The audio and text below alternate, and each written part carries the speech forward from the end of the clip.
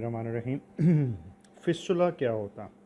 Dialysis से पहले patients को एडवाइस किया जाता है, काफ़ी अर्सा पहले, डायलिसिस शुरू करने से पहले ही, कि आप ए बी फिस्टुला बनवा लें। अमूमी तौर पे क्रेटिनिन 4 और 5 के दरमियान या इससे कुछ ऊपर होती है तो फिस्टुला की एडवाइस मिलती है नेफ्रोलॉजिस्ट से। ये फिस्टुला होता क्या है और क्यों बनाया जाता है? इस वीडियो की डिटेल में जानने से पहले मैं आपको याद करवाना चाहूँगा कि अगर कभी ज़िंदगी में खुदा न खास्ता आपको या फैमिली मेम्बर को इन्फेक्शन हुआ और एंटीबायोटिक एडवाइस हुई हो तो एक ब्रैंडला लगेगा स्किन के ऊपर।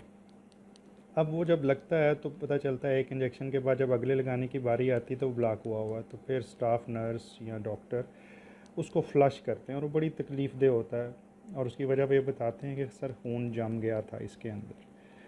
इसकी वजह ये होती है कि जो सी नाली है खून की या जिसे वेन कहते हैं वो बहुत छोटे कैलिबर की होती है और जब उसमें प्लास्टिक की ट्यूबिंग डलती है तो उसमें खून जल्दी जाम हो जाता है उसके छोटे होने की वजह से। फिस्टुला इसलिए बनाया जाता है कि डायलिसिस के पेशेंट को ये 2 नीडल्स जो सी लगनी होती हैं हफ्ते में 2 बार, और अगर नाली जो सी है वो इतनी ही छोटी रहे जितनी कि ब्रैंडला के लिए हम इस्तेमाल करते हैं तो वो तो हर दफ़ा ब्लॉक हो जाएगी और कुछ अर्से में पूरी खून की नाली बाजुओं की जाम होना शुरू हो जाएगी। तो हमें ताकतवर खून की नालियाँ या वेंस की ज़रूरत पड़ती है। तो हम करते ये हैं कि वेंस जिनमें लो प्रेशर होता है उनको अटैच कर देते हैं इस जगह पे। ये हाथ के करीब वाला जो सा रेडियोकेफेलिक फिस्टुला, ऊपर को हम ब्रेकियोसेफेलिक कहते हैं, नाम छोड़ दीजिए। लेकिन इसमें होता है कि एक आर्टरी जिसमें ज़्यादा प्रेशर होता है उसको एक वेन के साथ जोड़ दिया जाता है। फिर होता ये है कि ये जो सी वेन है इसको 6 हफ्ते दिए जाते हैं ताकतवर होने के लिए। जब इसमें फ़्लो जाना शुरू होता है तो इसकी दीवारें मोटी हो जाती हैं, ताकतवर हो जाती हैं कि उनमें नाली लगे भी तो फिर भी वो बंद ना हो और ना हमें हर दफ़ा उसको फ्लश ना करना पड़े। तो आर्टरी और वेन के जुड़ने का नाम फिस्टुला है और ये जब डायलिसिस की ज़रूरत होती है तो उससे काफ़ी अर्सा पहले किया जाता है। अब इसके अंदर अगर गौर किया जाए कि ये किस तरह काम कर रही है तो फ़्लो इधर से आर्टरी से आएगा और वेन में जाएगा और फिर यहाँ से आर्टरी ये जो सी नीडल लगती है डायलिसिस मशीन की तरफ जाएगा और धुल के वापस आएगा और ये सीधा हार्ट की तरफ चला जाता है। इस तरह एक सीधा सिचुएशन लगती है। अगर आपके ज़हन में ये सवाल चल रहा है कि इतने लंबे तरद्दुद में क्या ज़रूरत है, सीधा इस आर्टरी को क्यों नहीं लगा दिया गया, तो उसकी वजह ये है कि आर्टरी डीप होती है।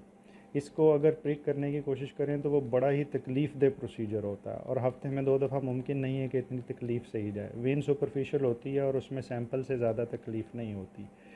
दूसरे नंबर पे आर्टरी कैलिबर में पतली होती है, इतनी मोटी नहीं होती, तो उसके अंदर नीडल रखना और 4 घंटे वहीं पर रहना, थोड़ी सी बाजू के मूवमेंट से वो टीयर ना हो, ये लेस लाइकली हो जाता है। ज़्यादा चांस ये होता है कि इस सूरत में इसको नुकसान पहुंचेगा। यहाँ मैं ये बताता चलूँ, डायलिसिस जब शुरू में स्टार्ट हुआ था तो आर्टरी को प्रिक किया जाता था, लेकिन ये सिचुएशन तकरीबन 1987 के बाद से ख़त्म कर दी गई जब से फिस्टुला नीडल हमारे पास आई। अब फिस्टुला क्यों बनता है ये सवाल का जवाब तो आपको मिल गया। अब दूसरी चीज़ होती है कि फिस्टुला के साथ एक लफ्ज़ यूज़ हो रहा होता है ग्राफ्ट। अगर किसी की खून की नालियाँ जो ये ब्लू वाली है ये वेन है और रेड वाली आर्टरी है, अगर ब्लू वाली नाली जो उनसे ये कमज़ोर हो या यूटिलाइज़ हो गई हैं या फिस्टुले बार बार बंद हो गए हों तो उस सूरत के अंदर फिर ग्राफ्ट डाले जाते हैं।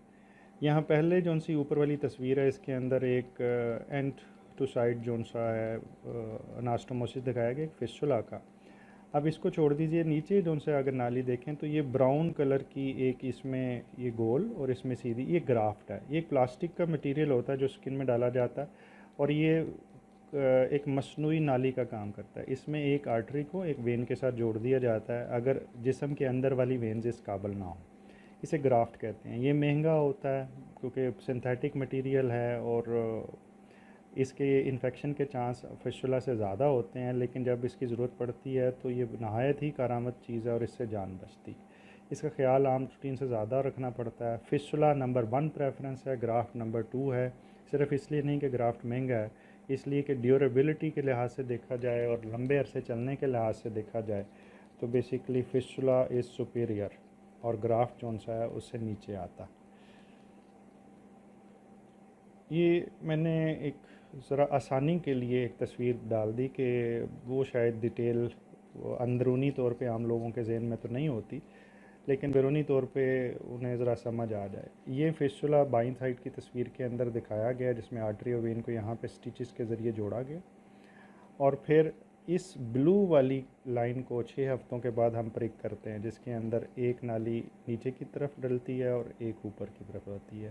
یہ نیچے والی نالی سے باہر کی طرف بلڈ آتا اور وہ ڈائلسس مشین کی طرف جاتا ہے اور ادھر سے واپس آتا ہے اور اوپر کو چلا جاتا. فسچولا کی خرابیاں بھی بہت ساری قسم کی ہوتی ہیں. فسچولا خراب ہو جائے تو کیا کرنا چاہیے، اس کے بارے میں بھی ویڈیوز انشاءاللہ میں کوشش کروں گا 1 بائی 1 بنا کے آپ سے شیئر کر دوں. پرماننٹ ڈبل ہیومن کیتھیٹر ایک چیز ہوتی ہے، اس کی بھی ڈیٹیل انشاءاللہ تعالیٰ آپ سے شیئر کریں گے. اپنا خیال رکھیے گا. اللہ تعالیٰ آپ کو ہر قسم کی مصیبت سے بچا کے رکھے. Thank you. چینل کو سبسکرائب کیجئے اور بیل آئیکن کو کلک کر دیجئے تاکہ صحت کے متعلق تمام ٹپس آپ تک پہنچتی رہیں.